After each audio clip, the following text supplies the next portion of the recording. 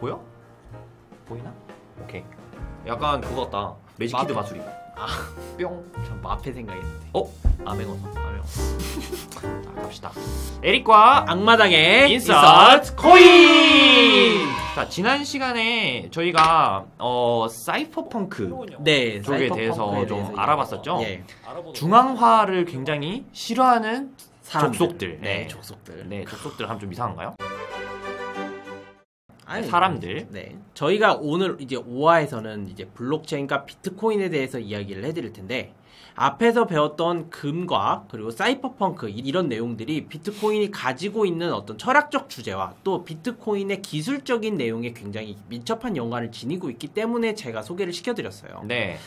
네, 그래서 어떤 블록체인이라는 기술이 처음에 이제 등장하기 시작할 때는 어떤 중앙화된, 현재 우리가 쓰고 있는 법정화폐가 어떤 기관이나 어떤 국가의 어떤 중앙은행, 이런 중앙화된 것들에 대해 반대를 하는 사이퍼펑크족에 의해서 그 개념이 등장하기 시작을 한 거죠. 사실 근데 비트코인이 그렇기 때문에 또 우리가 의심을 해볼 수 있을 만한 게 있잖아요. 어떤 중앙화된 누군가가 관리자가 따로 정해져 있는 게 아니니까 발행 기관도 없고요. 맞습니다. 이게 법적 효력도 없을 것이고 실물도 없고 도대체 누가 내 돈을 지켜주지? 그런데 이제 그럼에도 불구하고 비트코인과 이런 블록체인 기술들이 가지는 장점들이 있는 거죠. 어떤 것들이 있을까요? 어디서나 사용할 수 있다라는 최고의 유틸성을 가지고 있고요. 네. 또 돈을 보내거나 주고받는 데 있어서 적어도 이론상으로는 10분 이내라는 시간이 지켜지기 때문에 빠른 송금을 자랑한다는 점. 네. 그리고 아까 말씀드렸던 사이퍼펑크족들이 고려했던 개인정보 보호, 내가 돈을 써도 누가 썼는지 알 수가 없다라는 점. 프라이버시를 지킬 수 있다는 점이 최대 장점입니다. 자, 그렇다면 비트코인이 처음 이제 거래된 것은 2009년 1월 3일로 맞습니다. 네, 기록이 되어 있거든요. 네. 사실 정확하게는 2010년 5월 22일 날 라슬로 헨츠? 헨예츠. 이거 어떻게 읽어야 될지 모르겠는데 발음하기 어려워요. 아무튼 이분이 피자 2판을 시켜서 1만 비트코인을 송금을 한 것이 비트코인의 첫 거래로 기록이 되어 있는 거죠. 요즘으로 따지면 얼마인 거죠? 1만 비트코인. 모르겠네요. 네, 모르겠네요. 아무튼 자, 그리고 나서 2011년에 마운트 곡스라는 사태가 발생을 했어요. 맞습니다. 먼저 마운트 곡스가 어떤 거냐면 그냥 최초의 거래소라고 생각하시면 됩니다. 네. 비트코인이 개발이 되고 나서 유통이 안 됐어요. 네, 시장이 없었다는 거죠. 맞습니다. 그래서 그 마운트 곡스는 원래 일본에 있는 그 유희왕. 네, 그럼 어떤 카드 게임들 놀려고 만든 사이트였는데 네.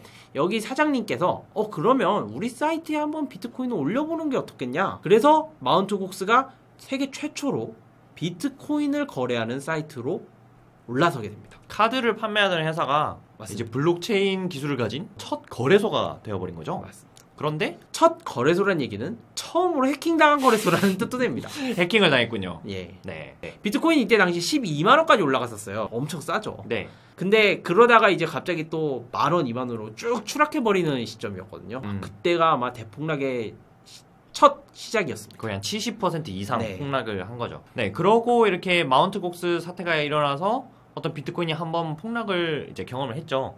그러고 나서 이제 2015년으로 거슬러 가서 2015년 7월 30일 이제 유명한 비탈릭 부테린 이 사람이 이제 이더리움에 대해 첫 발표를 하게 됩니다. 처음으로 이제 알트코인이 등장을 하기 시작을 한 거죠. 그래서 비트코인에 대한 어떤 기술적인 내용으로 다시 들어가 보면 블록체인이 분산된 원장이라고 할 수가 있는 거죠. 맞습니다. 네, 모든 시스템 참여자들이 동일한 거래 내역을 공유하게 되는 그런 시스템인데 거래가 불가능한 그런 결함이 생긴 거래가 있더라도 모든 사람들이 동일한 거래 내역을 공유를 하고 있기 때문에 그거의 진위를 증명을 할 수가 있다는 거죠. 그렇기 때문에 어떤 거래에 결함이 생긴다든지 어떤 이중 거래 혹은 뭐 어떤 잘못된 거래, 위변조가 생겼다는 것을 바로바로 이제 증명을 해낼 수 있다는 맞습니다. 네, 그런 장점이 있는 것이죠. 네, 지금까지 이제 블록체인과 비트코인의 첫 등장 그리고 비트코인의 기술이 어떤 가치를 지니는가를 한번 살펴봤거든요. 그래서 다음 시간에는 악마다님께서 P2P 네트워크 그 부분에 대해서 좀 더 자세히 알아보는 시간을 가지도록 하겠습니다. 네. 네. 자, 지금까지 에릭과 악마당의 인서트 코인이었습니다.